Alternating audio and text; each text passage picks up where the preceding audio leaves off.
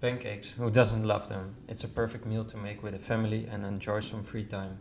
Just slap some pre-mix together or make the mix yourself with milk and eggs and whisk together to get a smooth batter/dough. It seems like every country has their own version of pancakes, with the thick ones coming from America, small poffertjes from our country, and crepes from France. But how do you get the ultimate uniform coverage of batter so that you get a nice thin but uniform pancake? We will call this the pancake problem, and we will solve this with fluid dynamics and kinematics. Pancake dough is a viscous liquid at the beginning. When in contact with a hot pan, it will harden. This happens because the viscosity becomes higher when the dough bakes. The spreading of pancake dough is driven by gravity currents, and in this case, viscous gravity currents. Gravity currents is a fluid dynamical process in which a fluid propagates along a horizontal border, in this case, the pan, and the gravitational field driven by density differences.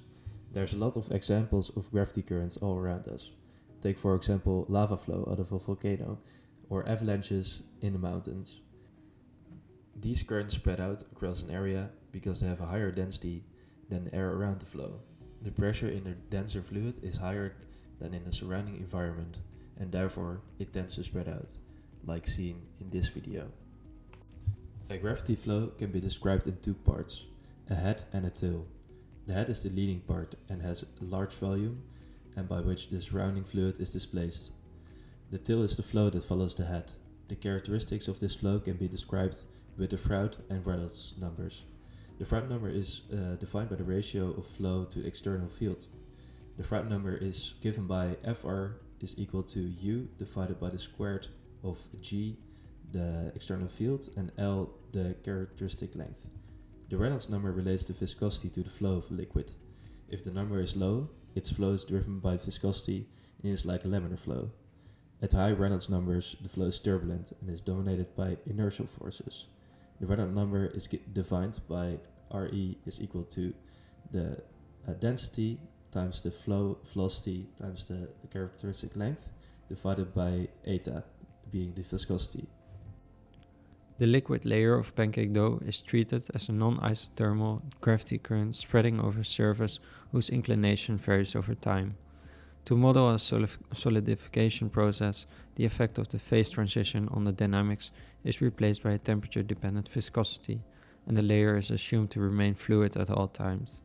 The system depends on time such that we complement that with time-dependent boundary conditions. While the substrate is assumed to be at fixed temperature Ts, the upper surface of the liquid layer is subject to convective heat transfer with the surrounding atmosphere at temperature T. Computing the evolution of the film thickness h consists in solving the equation for prescribed substrate kinematics and given initial boundary conditions. The volume is chosen such that the optimal thickness is 2 times 10 to the minus third meters. We choose two families of time harmonic angle laws, a Monte Carlo algorithm picks random combinations of amplitudes A1 and A2 bounded by 5 to 45 degrees and periods T1, T2 bounded by 5 to 50 seconds. For each combination, it then solves the governing equations and evaluates the final uniformity of the dough. From the set of Monte Carlo realizations, the best harmonic kinematics are with parameters A1 is 17.9 degrees, A2 is 22.3 degrees, T1 is 8.26 seconds, and T2 is 16.6 seconds. In the context of crepe making, this kinematic corresponds to inclining the pan steeply in one direction right after placing the batter into the pan so that the batter flows from the pan center to its rim.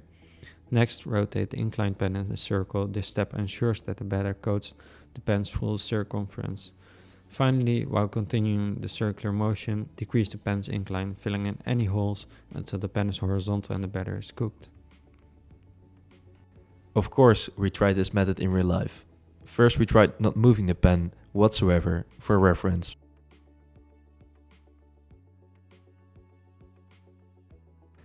Next we tried the method described by the paper. It actually works and gave us a perfect pancake.